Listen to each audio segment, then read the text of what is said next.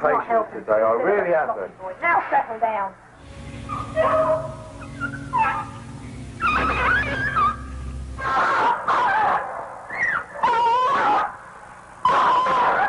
Fucking hell!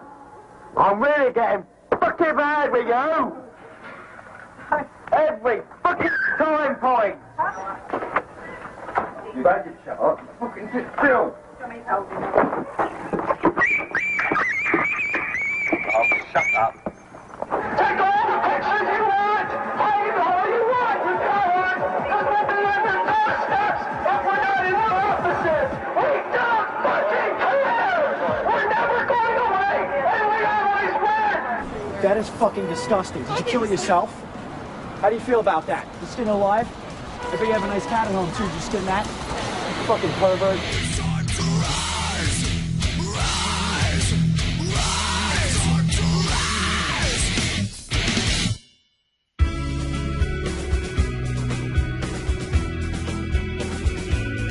I did have one experience, I think, back in 1975, I think, which was a life-changing experience, and that was because I was with Greenpeace at that time, and we'd come up with this idea of protecting whales by putting our bodies between the harpoons and the whales. And we were reading a lot of Gandhi back then, and we thought, hey, well, you know, this would work. And I found myself in a little rubber boat behind a pod of 8 magnificent sperm whales that were fleeing for their life, and behind us was this 150-foot long Soviet harpoon vessel that was bearing down on the whales.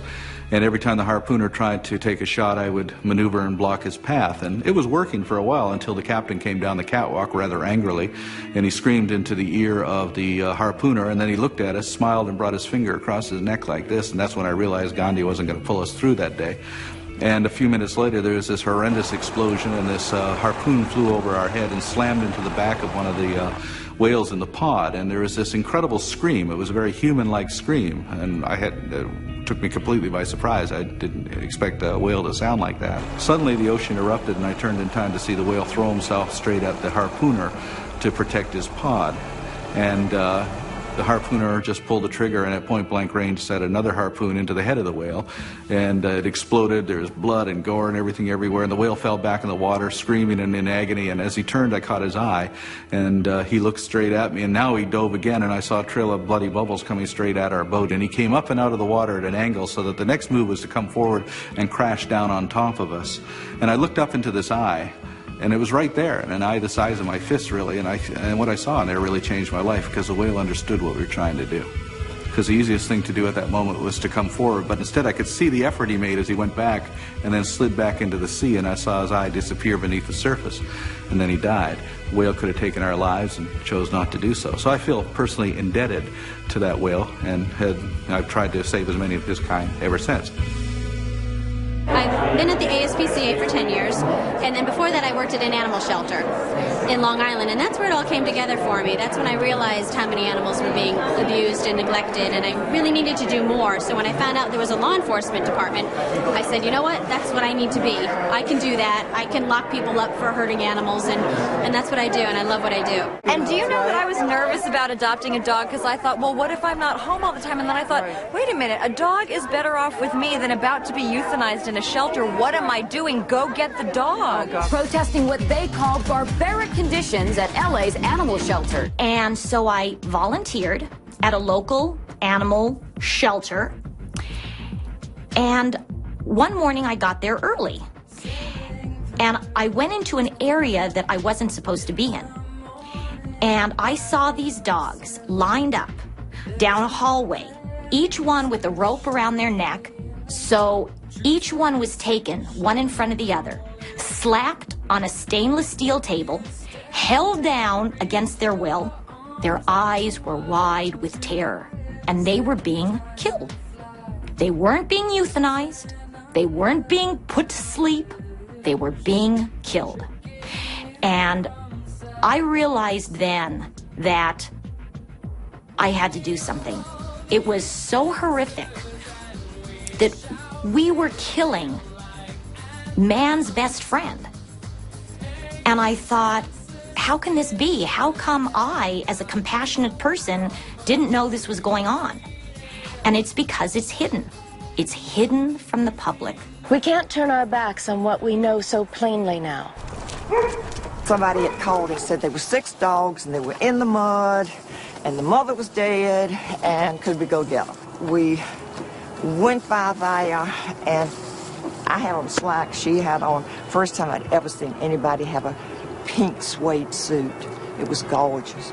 So we stopped at the place and she tells me to get out of the car, go knock on the door and see if anybody's there, which I did. Then I came back and said, nobody's there. Did you knock on the window? Okay.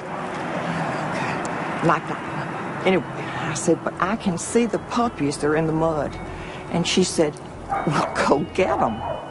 I said, go get them. She said, go over the fence and get the dogs.